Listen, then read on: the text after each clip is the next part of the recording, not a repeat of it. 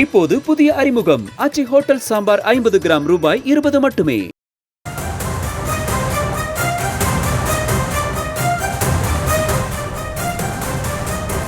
போடி 10வது கொண்டை ஊசி வளைவு அருகே சாலையில் பாறைகள் விழுந்திருக்கின்றன. இதனால் அங்கு போக்குவரத்து துண்டிக்கப்பட்டிருக்கிறது.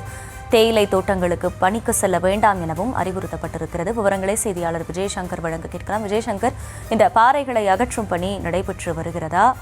போக்குவரத்து மாற்றம் செய்யப்பட்டிருக்கா? விவரம் என்ன? தேனி மாவட்டம் போடி நாயக்கனூர் சுற்றுப்பகுதியில் நேற்று இரவு முதல் விடிய விடிய கனமழை பெய்து வருகிறது. இதனால் போடிமெட்டு மலைச்சாலையில் சுமார் 17 கொண்டை ஊசி வளைவுகள் நிறைந்த போடிமெட்டு மலைச்சாலையில் 10வது கொண்டை ஊசி வளைவு அருகே பாறை சரிந்து சாலை சேதமடைந்துள்ளது. இதனால் அப்பகுதியில் போக்குவரத்து பெரிதும் பாதிக்கப்பட்டுள்ளது. சிறிய ரக வாகனங்கள் மட்டும் தட்டுத்தடுமாறி அப்பகுதியில் சென்று வருகின்றனர். ஆனால் கனரக வாகனங்கள் அப்பகுதியில் செல்ல முடியாமல் போடி முதல் சோதனை சாவடியில் நிறுத்தப்பட்டுள்ளது.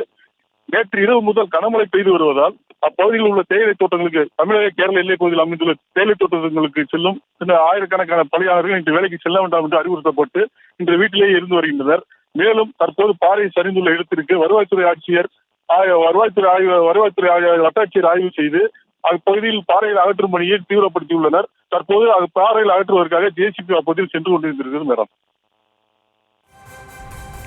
விவரங்களுக்கு நன்றி விஜயசங்கர்.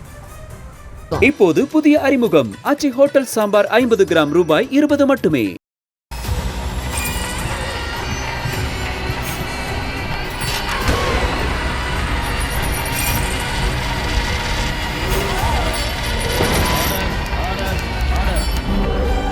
நிகழ்தகவு குற்றங்களின் மறுபரிமாணம்.